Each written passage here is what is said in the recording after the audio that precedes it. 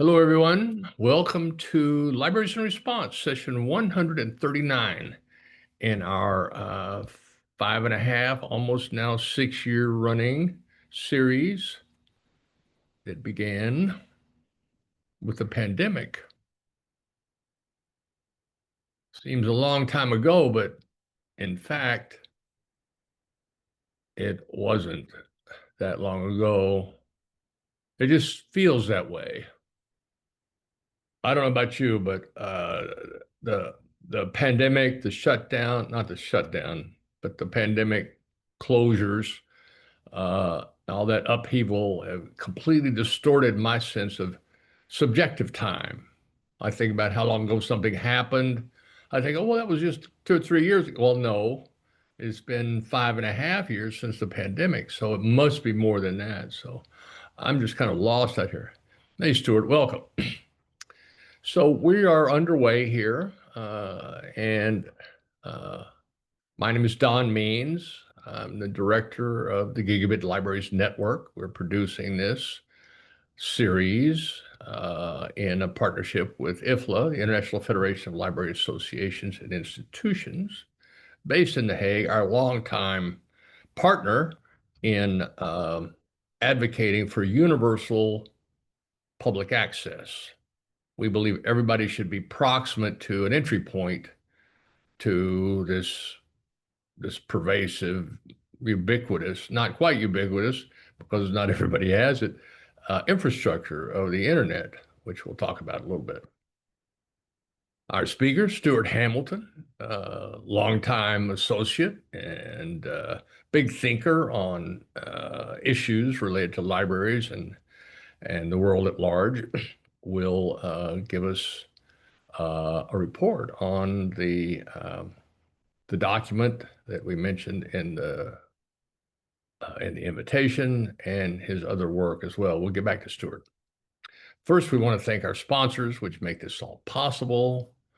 The New Jersey, Texas, Washington, and Delaware state libraries, as well as Mission Telecom and IFLA itself has joined our supporters and sponsors, all of whom we thank so much for this because that's how we can come to this.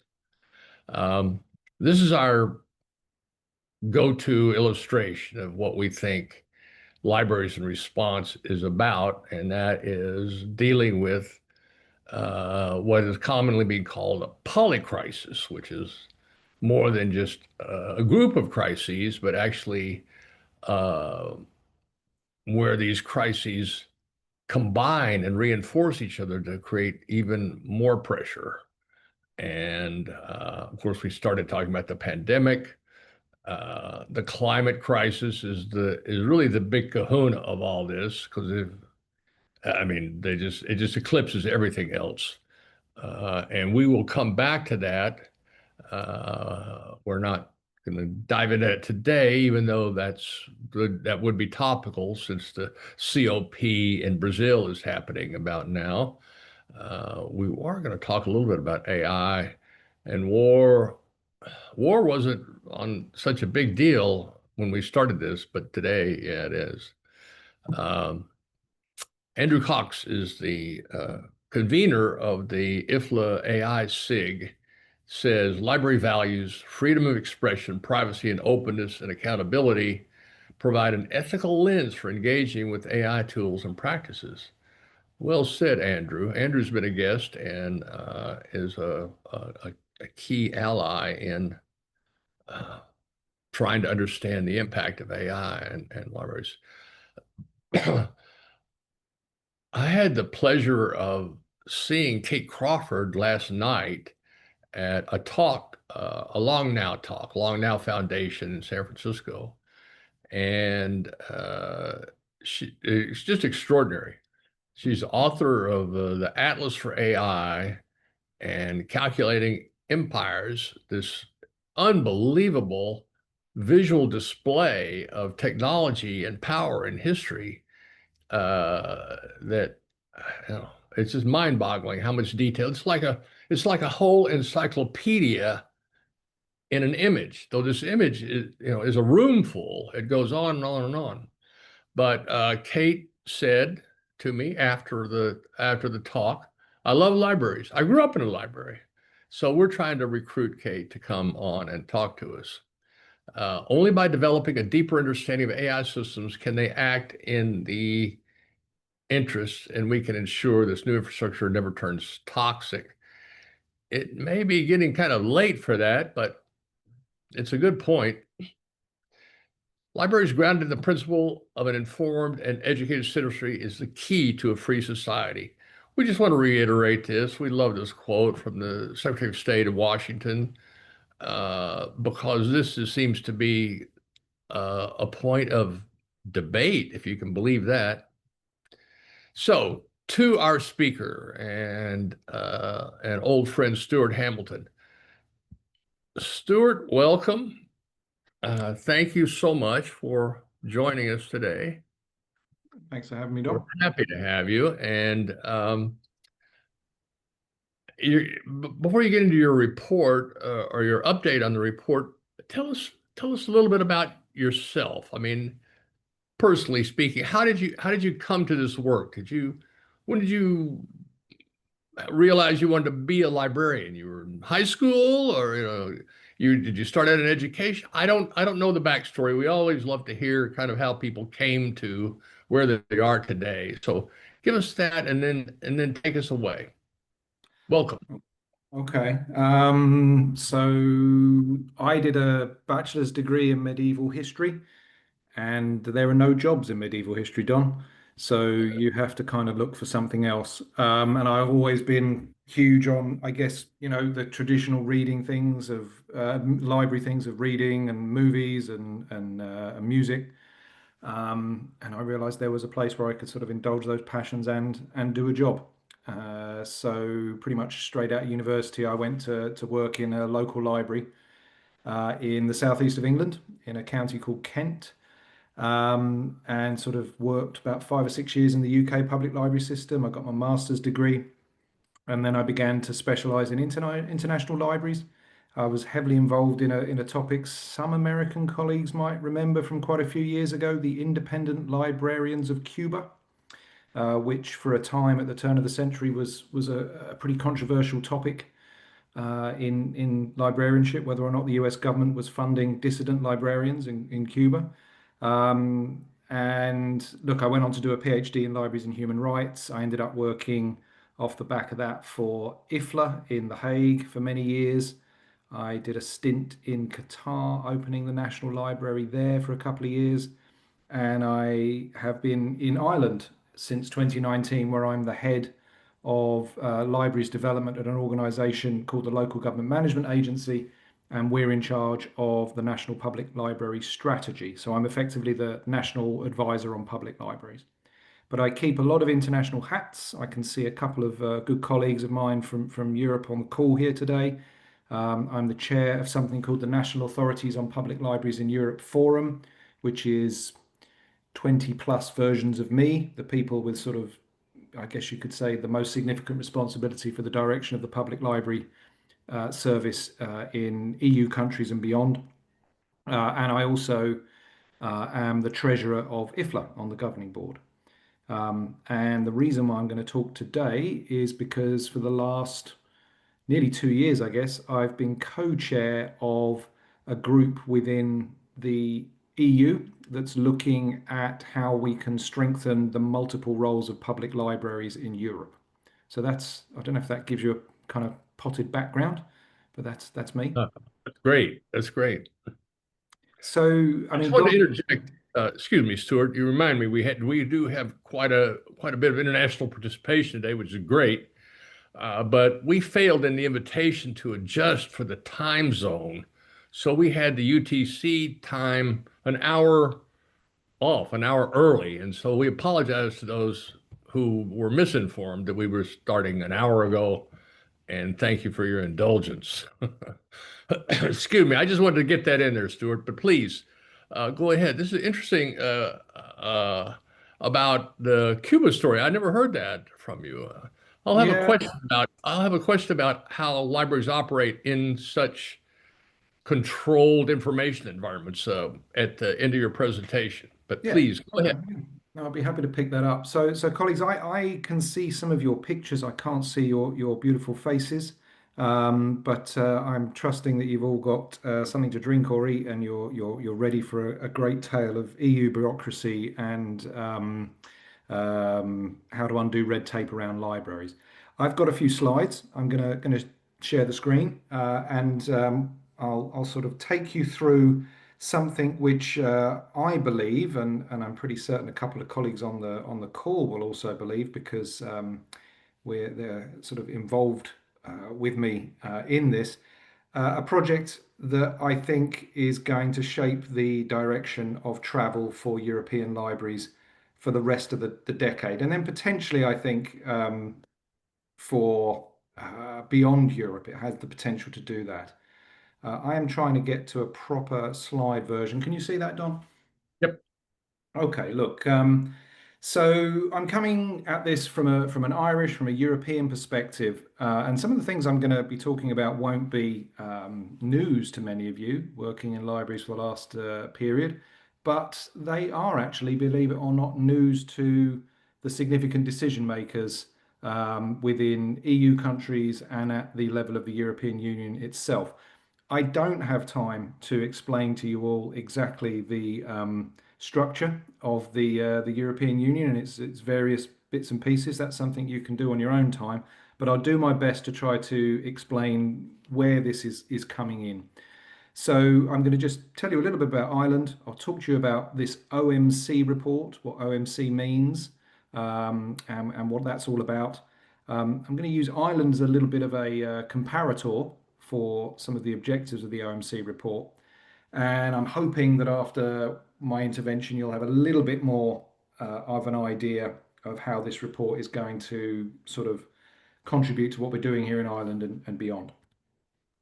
So, look, if you're not familiar with the libraries in Ireland, and I have done a presentation on libraries in response before about this.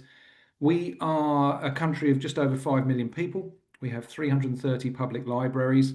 Um, we've got nearly 2,000 staff now. We've been growing in terms of staff.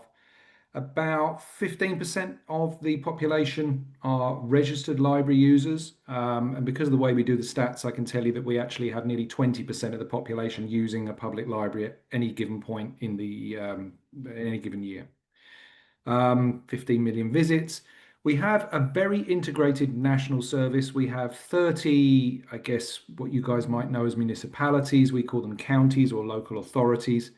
Each one runs a library service, but we use a single LMS, and we have a system whereby you can borrow a book from anywhere in the country and it'll be delivered to your library, or you can go on holiday and deliver a book back to another library anywhere in the country, and it all will get back to where it belongs.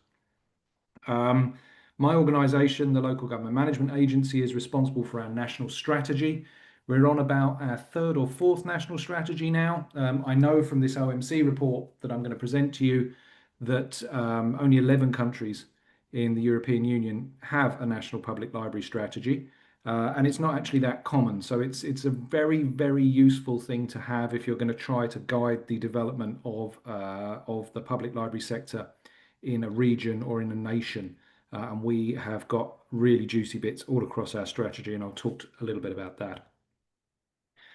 We launched it back in 2023.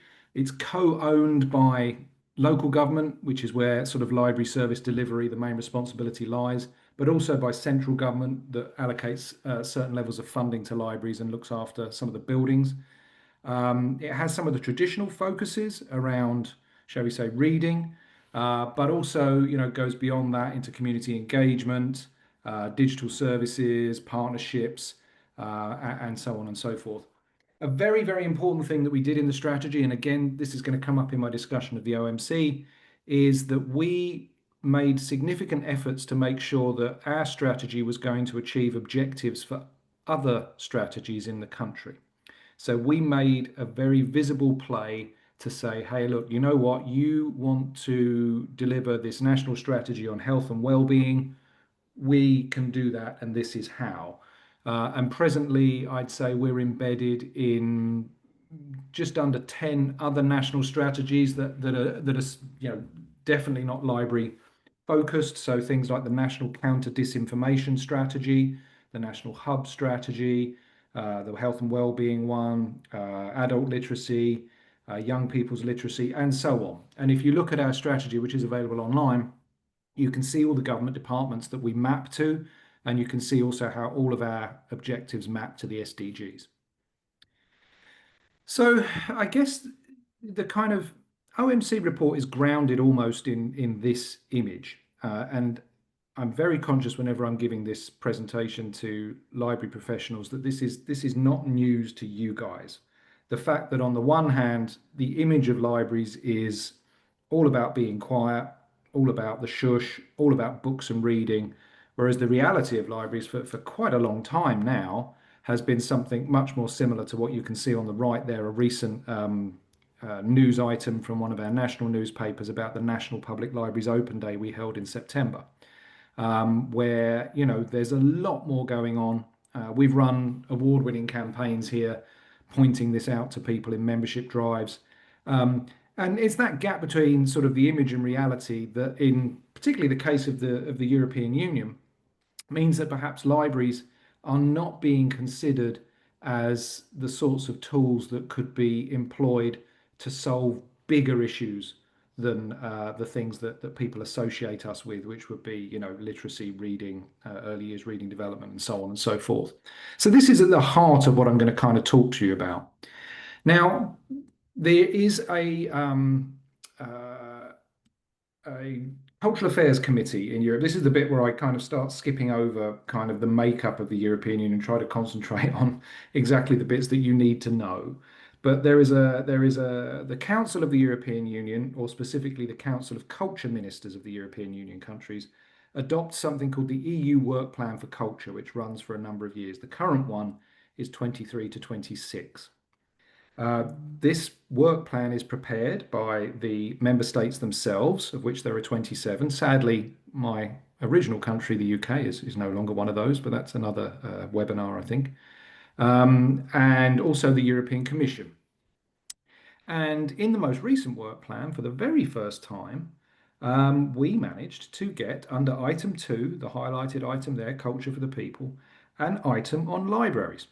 So this was a significant result for the European library community, and something which certainly didn't happen overnight. Many, many years of lobbying in Brussels went into that. And again, that's almost another webinar in itself about how you actually get to that sort of point. But nevertheless, we found ourselves in the EU Work Plan for Culture, and we found this very specific article on libraries.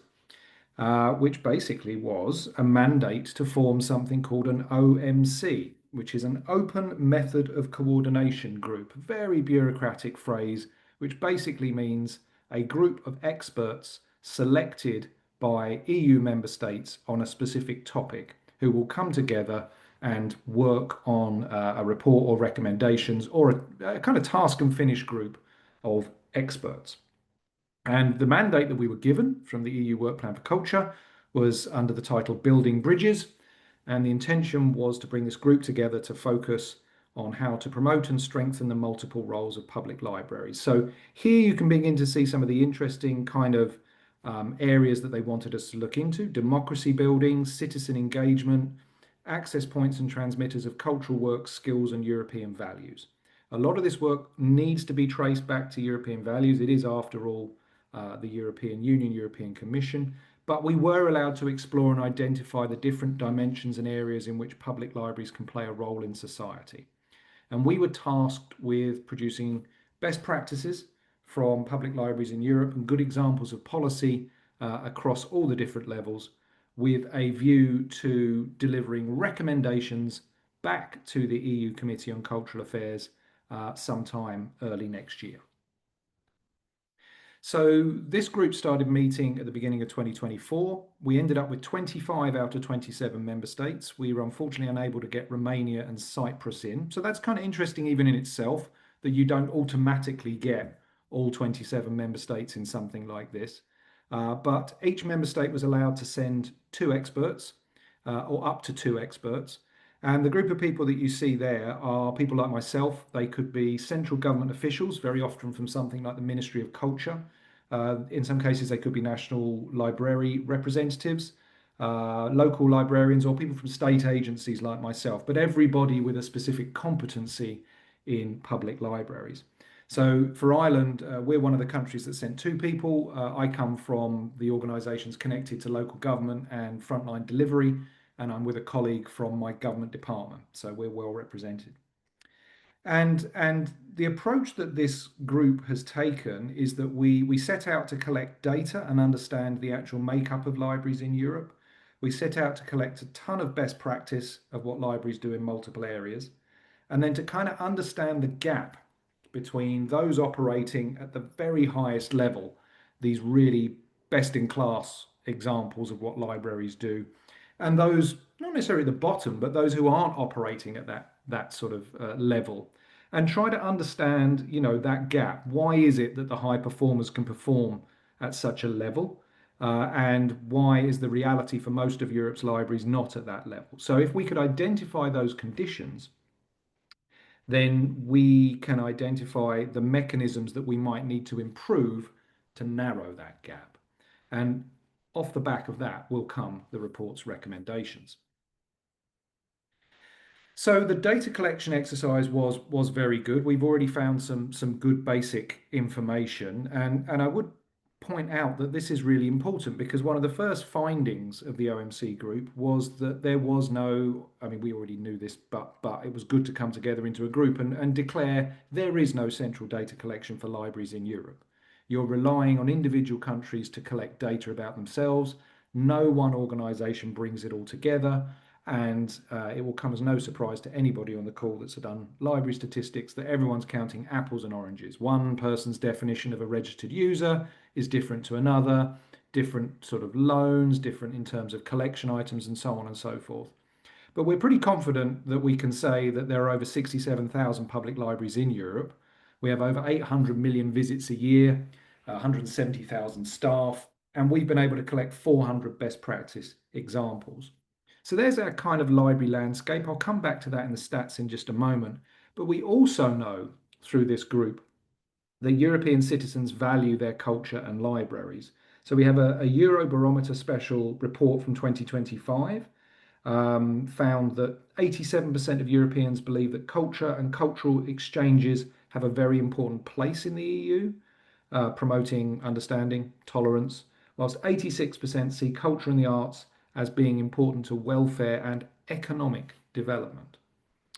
And then we also have a very substantial European study from 2024 in 6 countries, 160,000 adults responding, 22,600 children on libraries. So, really, the biggest thing that I know about kind of user attitudes to libraries at this point, certainly in Europe, it'd be interesting to hear if US colleagues have anything this big. But basically, collecting their opinion, their insights into how they use libraries, their perceptions of libraries, any barriers to access. And basically, what they found was very high levels of satisfaction with library services, with library staff, and with infrastructure. Libraries are seen as a safe haven. They stimulate creativity, play a strong role in the community. They obviously are recognized as having a positive impact on reading, writing, language. But the kind of broader impact they can have on society beyond those traditional roles is also very much recognized in this survey. So the OMC group is able to fall back on this kind of like landscape data and these attitudes and begin to work out from there. So we were able to sort of start looking at figures over time and spot a few trends. So kind of interesting. With 67,000 library access points, we can see that a number have closed in the last sort of 13 years. Interesting to think about sort of COVID in this sort of context. And also, from my own experience in Ireland, I think there has been a trend in the last 10 to 13 years to begin looking at, some of these very small libraries we may have had since time immemorial, you know, can there be consolidation and that sort of thing. So I think you see that trend across Europe, but still the number of library access points is very, very high. We also consulted beyond Europe. So we brought in countries you can now see in the table there, like Switzerland, the UK countries, Georgia, and my colleague Maya's on the call here, Norway. There, you can start seeing the numbers tick up. But with Ukraine also being consulted, as you can imagine, substantial numbers of libraries are taken off that top level figure since 2012, with over 6,000 closed in Ukraine alone. So we can see trends in staffing are actually going sort of the other way. So you see sort of these increases in library staff. That again is quite good. The figures in blue are estimates, and again, it goes back to whether we can actually guarantee that countries collect this information or not. And then likewise, if you go to the staff in neighboring countries, you can see the impact of jobs being lost in Ukraine, for example, is a substantial one. And then, average hours, opening hours is really interesting because in the table there, you can see that not that many countries actually have up-to-date data on this. But we were able to see that there is a potential trend for the increasing of opening hours. And one interesting thing that we found very much is this, there's a pretty big difference in opening hours between some of what you might call even some of the top tier players. So let's look at a country like the Netherlands and compare it to another, what we would call, I don't know, Premier League library team in Denmark. There's a big difference there in the average opening hours, which I wasn't really sure we were going to find. So I found that really, really interesting. But I suppose the bottom line is that this data is, we actually haven't been able to do that much with it. We need to get much deeper into absolutely gold standard data collection in order to be really, really confident that we're telling the right story about libraries in Europe. And that in itself is a strong conclusion from the OMC work. So as I said, we have data. It's apples and oranges, but it's there. So based on that, we move to the kind of key focus of the OMC report. And that is that libraries are able to help the European Union in tackling societal challenges. Again, it's not something that people on the call are going to have a massive light bulb moment about here. We know this, but to be able to actually communicate this at the top levels of EU policymakers is a new thing. So we reviewed thoroughly all of the existing EU big strategies. We looked across a large amount of sort of landscape analysis, and we kind of settled on 10 societal challenges that basically we felt libraries had a strong case to be able to help tackle. And all of these are being faced by the European Union, whether it's social inequality, demographic change, environmental pressures, technological transformation. All of this is in front of the EU right now. And we are confident that public libraries can make a significant contribution to addressing any pressures here. The main overall objectives of the EU at this time are competitiveness and resilience. And these all kind of map to that. And where they don't, you can pull on them as a lever to make a change in those areas. And again, it goes back a little bit to what I mentioned about our Irish National Public Library strategy, the approach that we've taken, which is like, you've got a problem, we can help you solve it, instead of kind of doing, kind of Bronze Age library advocacy. Libraries are good, you should support us. So it's a much more modern sort of take. So against these societal challenges, this is where we map those 400 best practice examples. So across all of those, we can tell you, the best example from Belgium, the best example from Slovenia, and they're all there and they're all put back across the whole sort of report. But we felt we needed to go a little bit further, and this is where we've got something really nice in the report, because we feel that we needed a way of explaining to people who didn't really understand about libraries, you know, how to think when you think about libraries. And we settled on the idea of kind of exploring these multiple roles of public libraries against 4 metaphors and 7 personas or roles of public librarians. So the metaphors for the libraries themselves and the roles for the library staff. Um, and this breaks out in a sort of really interesting way, and it is really important because we had to find a kind of trick to be able to, again, not just say libraries are really good to these policymakers, these high level people, but more to sort of get them to recognize that kind of like, okay, I understand what you're doing. So the first kind of metaphor is that of the library as the marketplace, a communal space where the exchange of knowledge and culture, ideas and business takes place on a daily basis. So, it's a place, it's a physical space more often than not, where democracy comes to life, where all types of people come together to meet each other. And as a result, that kind of economy, both business and social, is sort of strengthened. The second metaphor is the laboratory, the library as laboratory, a buzzing space where your curiosity is stimulated, you get new ideas, you've got new creations. It's the way that libraries create programs and workshops to people. They can develop their skills, they can experience new things, they can discover new things. Think about the technology petting zoo. Think about the way you go and learn a 3D printer, all these sorts of things. Maybe a little bit more common or sort of a little bit more today. Think about that opportunity that people might have to engage with AI for the first time in the library space.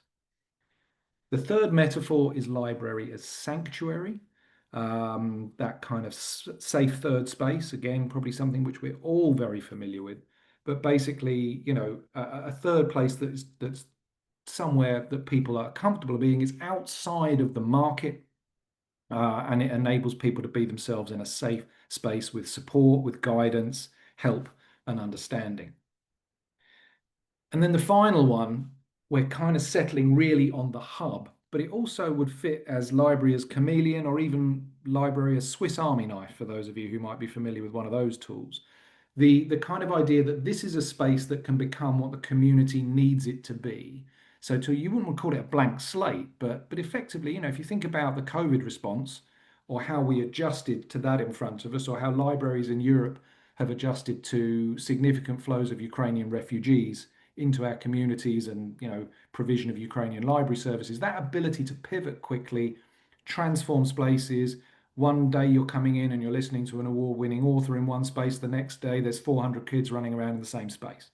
It's that ability to do something quickly. You can pop up in the community, you can leave the building, you can be on wheels. It's all of this sort of thing. So the sort of wild card piece is an important fourth metaphor in explaining in the report what we're trying to get at. And then if you go beyond the libraries, you can get into the 7 roles or personas of public librarians. And again, I am conscious that this is not going to be news to people on the call, but you're able to run through these sorts of things. You're able to talk about the librarian as storyteller, bringing stories to life, fostering literacy, language understanding, the librarian as guide, the trusted source of reliable knowledge, helping you find what you need, whether it's a service, a workshop, a collection. The facilitator, planning and managing those events, cultural activities, the enabler of participation, shall we say. The protector, the custodians of the collection, whether it's print, digital, that long-term strategic vision around how the library is going to act in the community, the protectors of intellectual freedom. A catalyst, that kind of maybe connecting with the laboratory, sparking imagination, creativity, encouraging exploration, and promoting lifelong learning and personal development. And then that kind of connector to that participation piece, the motivator, that kind of encouraging participation, and encouraging people to learn, generating moments when people might say, oh, actually, here, you know what, I'd like to go a bit further in that subject, or I'd like to go to that foreign language class. I'd like to try that. And then finally, the community builder, the kind of the ultimate local collaborator, and the kind of social glue in the community that helps schools, businesses, local organizations kind of come together, strengthen that social cohesion, and help people thrive. So what we've done in the report then is sort of, lay that framework. This is what Europe's looking like. These are the numbers of libraries. These are the challenges that libraries, that Europe is facing. And these are the institutions that we feel you can be using to tackle these challenges because of these multiple roles and these sort of personas. And this, we've obviously road tested this through consultation with non-library groups, and we've had a very, very positive sort of feedback to it. So this framework we think can be used at local, national, and even international levels to demonstrate to policymakers precisely what libraries can do. And it does map quite well to our own Irish strategy, which is called the library is the place. And just as a quick sort of sense check, you can run the OMC societal challenges, and you can map them to the strategic objectives in our own strategy. And I think this is quite useful because what you can then do once you get across to the library as the place column is I can give you, you know, our strategy has 66 actions. And I can give you any number of activities under each of those that we're doing that illustrate that I can help you with your problems around lifelong learning. I can help you around getting access to culture. I can help you around social cohesion. And this goes across all 10 of these. Obviously, there's narrowing the digital divide as one of the social challenges, and digital offer is something there. We have a new national program we launched in September called Skills for Life, which is about how people can learn the digital skills to help them in, the health and well-being space, the banking space, climate space, media literacy, particularly disinformation space, that sort of thing. And we have a big concentration in our strategy on sustainability and climate action. So just sort of moving sort of through that, the last two there, which we don't have our strategy as specific European resilience stuff, is something we're going to need to think about in the future. But just kind of wrapping up and going back to the OMC point, basically, what we're able to do once we've sort of got those best practice examples mapped to those societal challenges, and we've got those multiple roles and we've got the personas flowing through that like red thread, is we're able to start picking out the things that make those best practices buzz. What are the enabling conditions in those circumstances that produce great library services?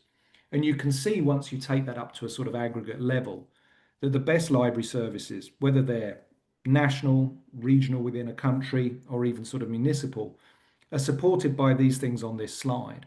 So they're supported by things like a robust legal framework, recognition that they're essential pillars of X, Y, and Z within any country. They normally are able to avail of systematic and multi-level funding. So they're pulling it in from local, from central, maybe even from EU levels. They're able to use data effectively in their day-to-day work. They have a well-skilled, well-paid, well-trained workforce, and they actually have these physical spaces, and they have a digitally mature infrastructure to deliver services. So these are the enabling conditions.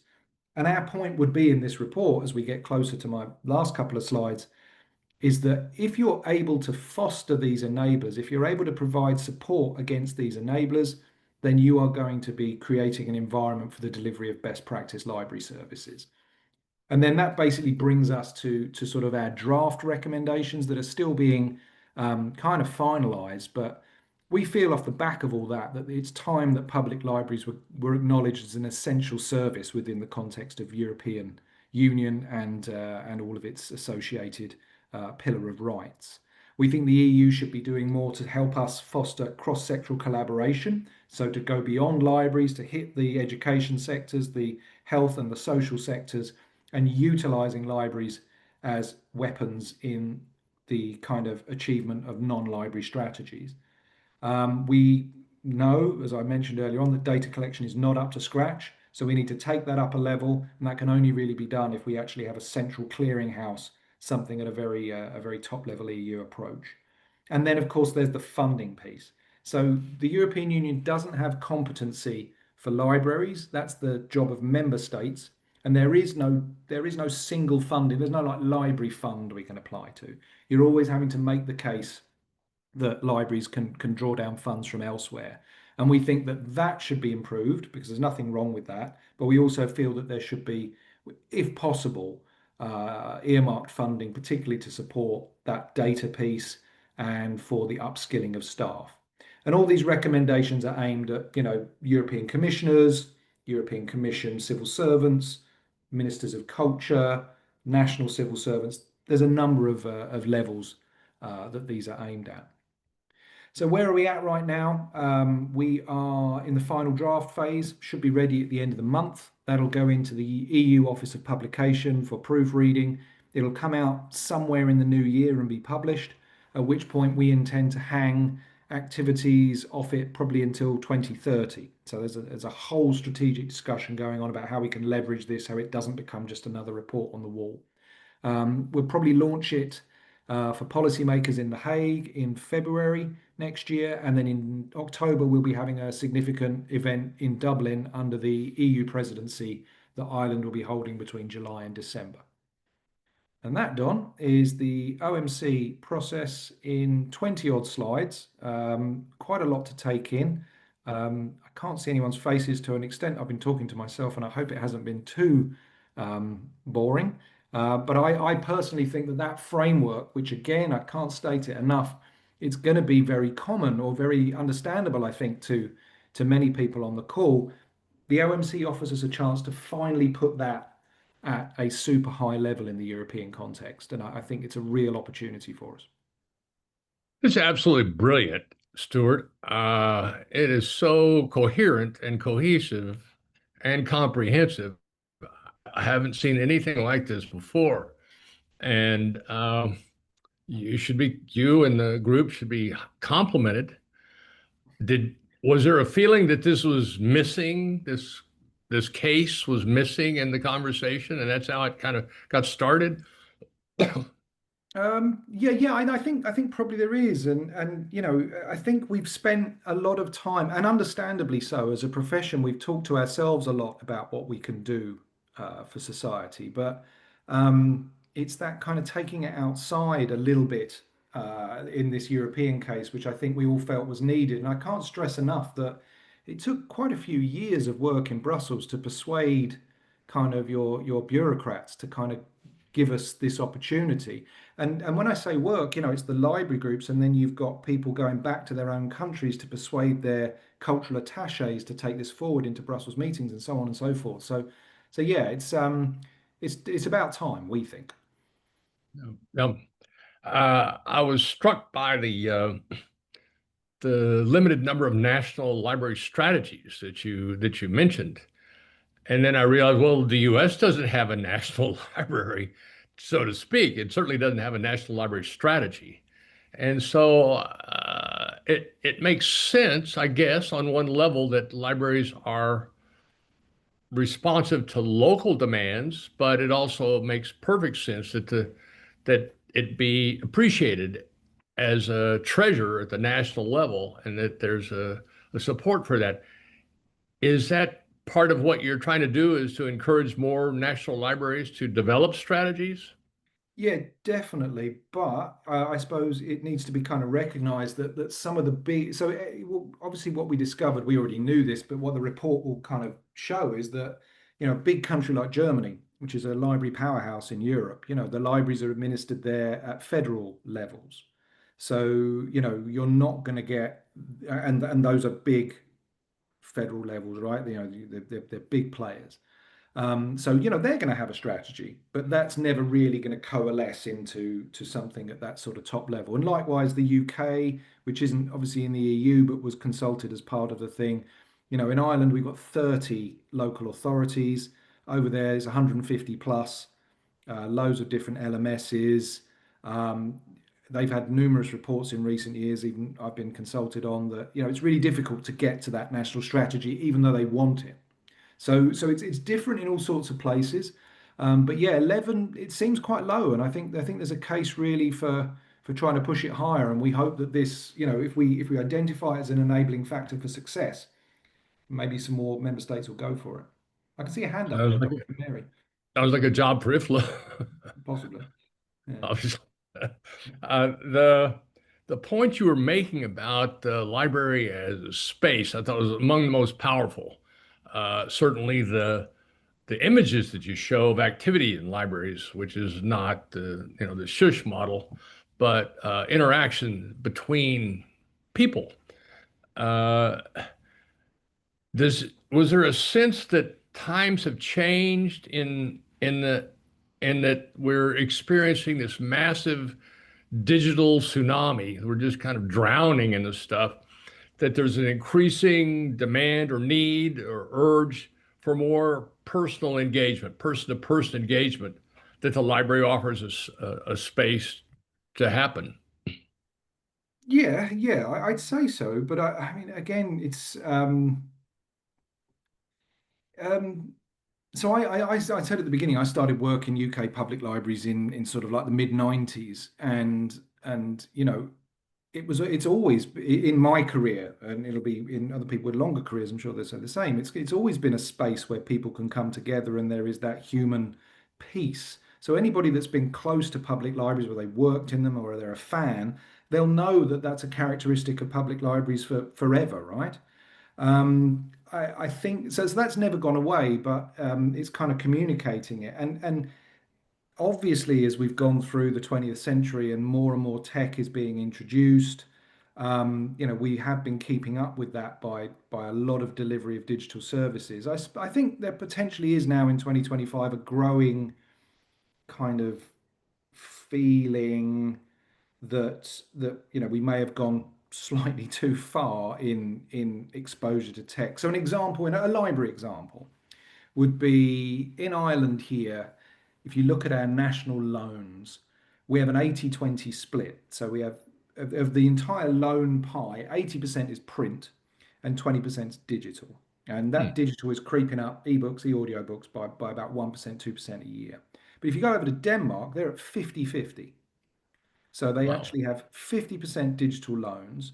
It's taken up a huge amount of their budget. So that's a whole other conversation. It's like a furnace that just keeps swallowing money. But they don't actually know precisely what that's doing to kids that are reading, that are using all this digital sort of stuff. And also they have a significant percentage of that 50% of that 50 may never set foot in a library, may never actually engage with the library service beyond an app to borrow their sort of ebooks. So I think it's obviously got to be recognised that we will need to continue to provide in both spaces. But I do think there's kind of a bit more of a discussion around how to get that balance right now that it's kind of really kind of heading off into the distance. I, I think that question is extremely relevant, this kind of balance, and that libraries seem well positioned to be kind of the laboratory for society on that very point. What is a right balance of digital and physical, and what kind of policies to support that?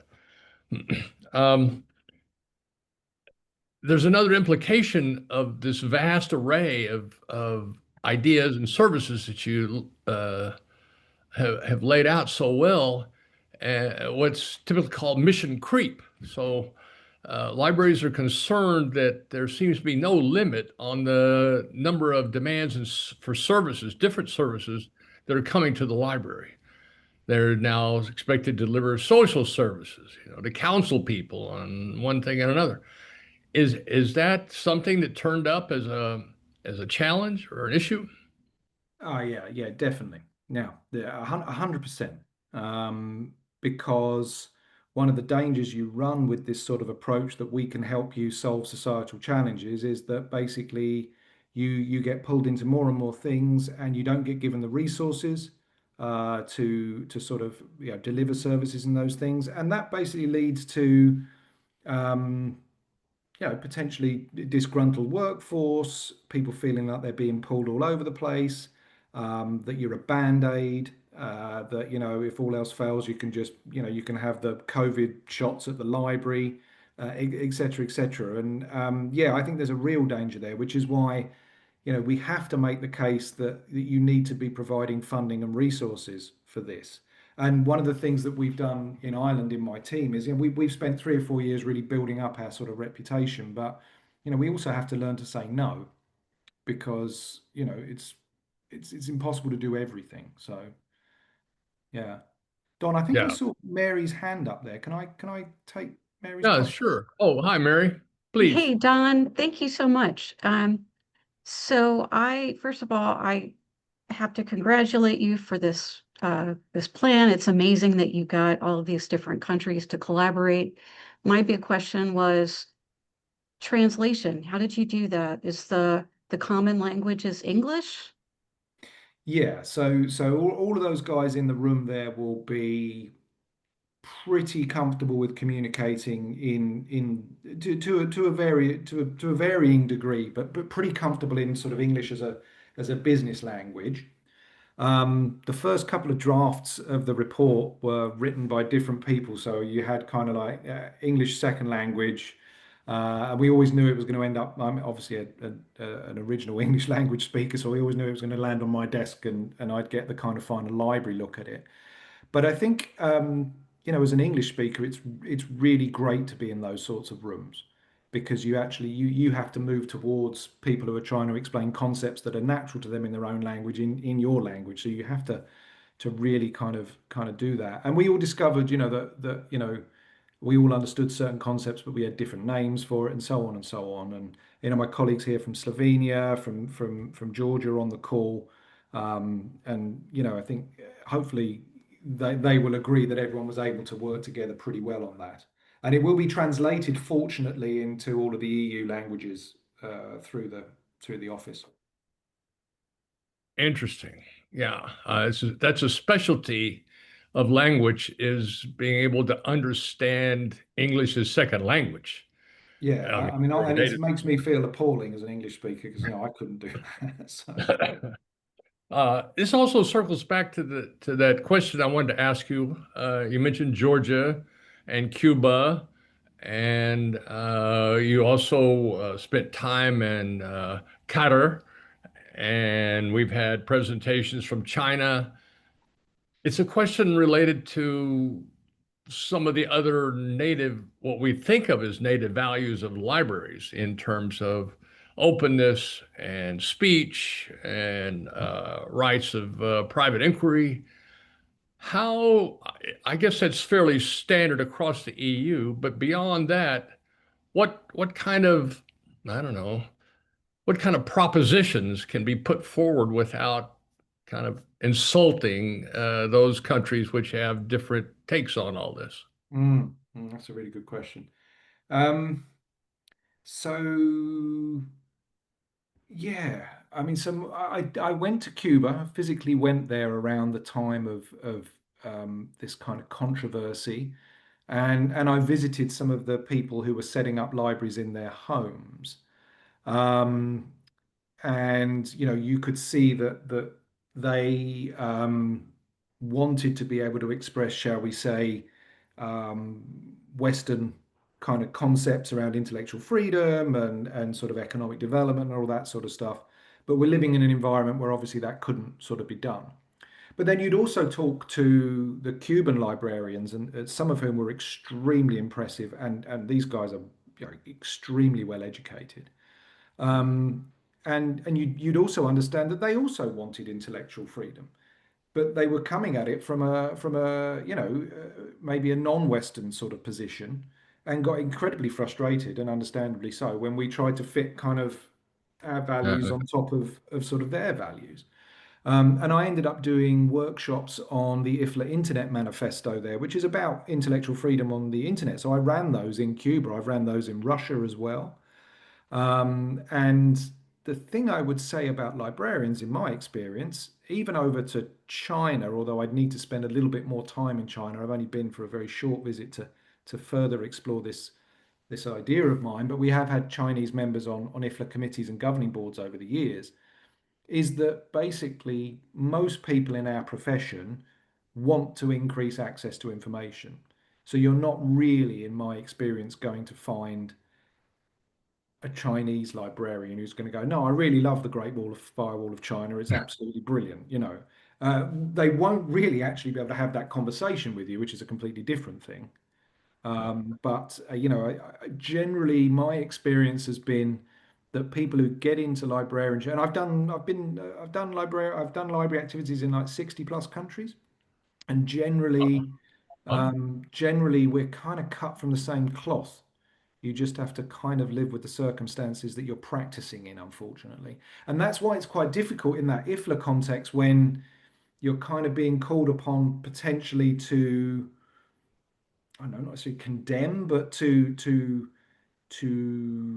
make a statement on some act of censorship or some situation. And it's really difficult at the moment with Ukrainian and Russian librarians, for example.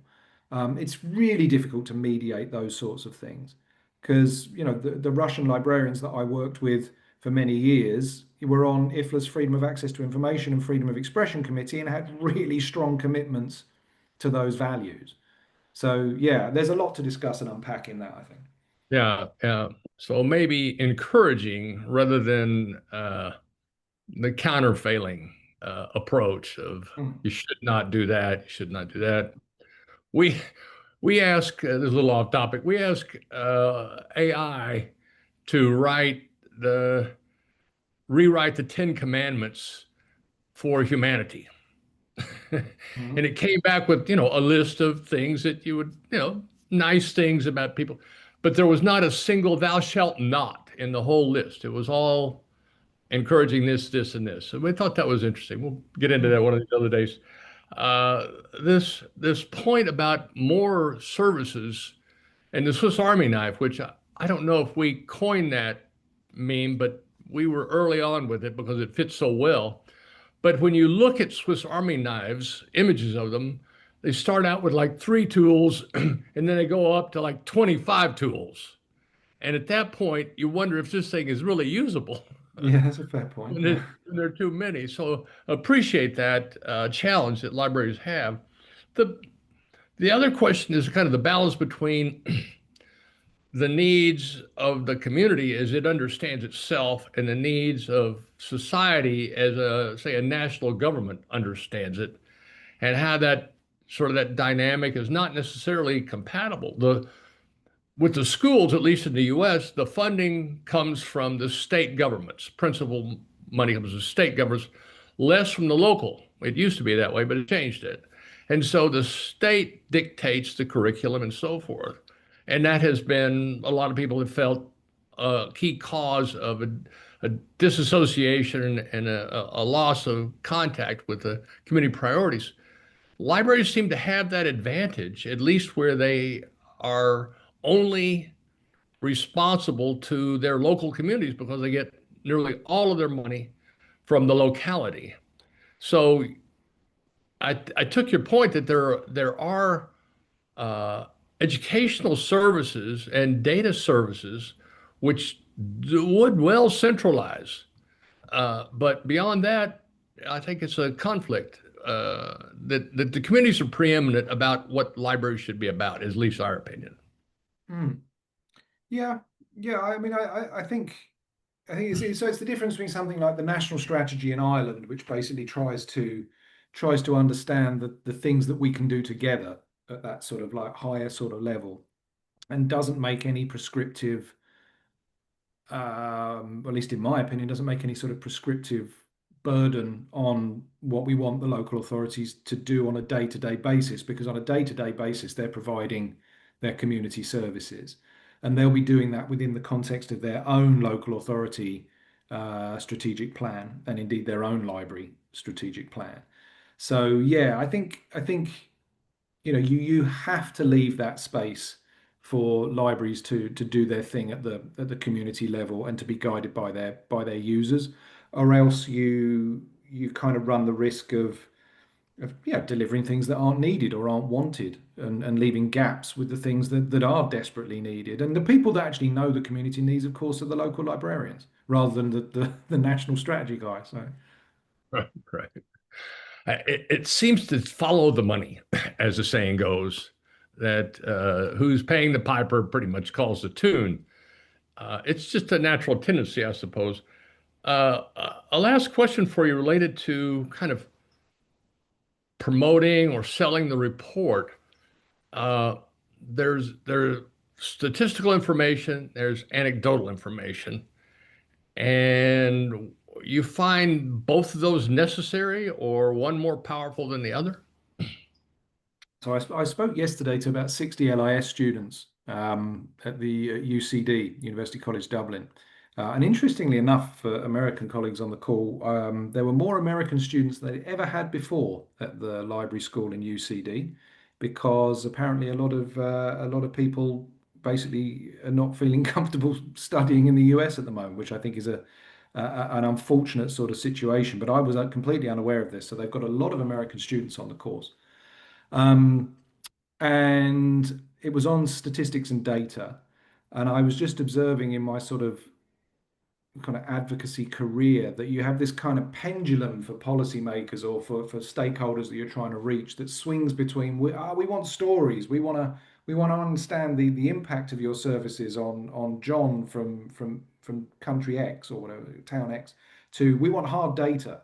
I want to know exactly kind of, how many books you've loaned out, what are the things that you're actually doing? Give me figures that I can understand. And that pendulum's kind of always swinging in Europe. I suspect it probably is in the US as well. So the only thing you can ever really do, I think, is always be prepared to come with both. Because and what I was explaining to the students, because I was asked, what if they don't like stats? Some people don't really like stats and that sort of thing. And I was just thinking, well, maybe you've got your advocacy example, but if you can look at that and find maybe two areas where you could pull out some stats to kind of embellish it, then you haven't gone deep into the horrible rabbit hole of stats, but you've actually got a couple of bits of data which can make it a little bit stronger. So yeah, it's again a bit of a boring answer, but it's kind of both, Don. Well, it's your audience. I mean, are these Yeah, yeah, people yeah. technocrats? They want it, as you say, they want all the data, or are they more human? They want to hear about the lives of people. You have to kind of shape the message to the receiver, I suppose. This point about the cultural priority is really interesting because this is not say a U.S. proposition. Generally speaking, we have no Department of Culture in the U.S. and people haven't even really understood what it meant. They thought it meant going to the opera and so forth for a long time. But in Europe, it's a very clear concept, Mhm. and it seems new to evaluation of libraries in their role as cultural institutions.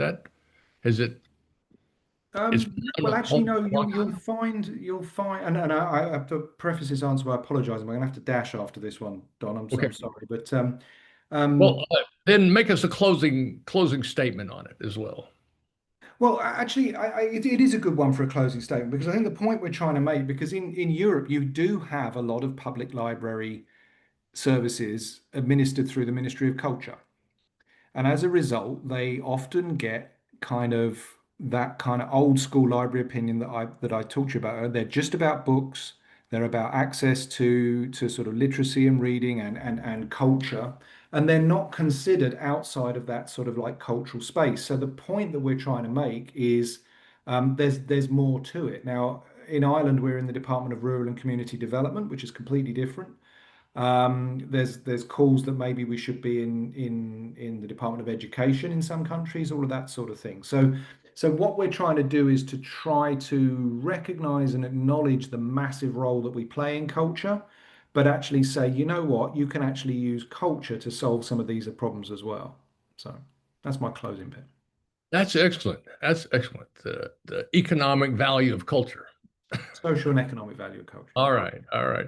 Terrific, Stuart. Thank you so much for this. It's been just really great. We wish you the very best in the new year with the publication and the promulgation of this report. And we'll be happy to do whatever we can to support that. So Thank you. I'll come share back anything and we tell get. us how it's going. Okay, cool. Thanks, guys. Bye bye. Thank you, everybody. Thank you. Thank you. Bye bye. Thank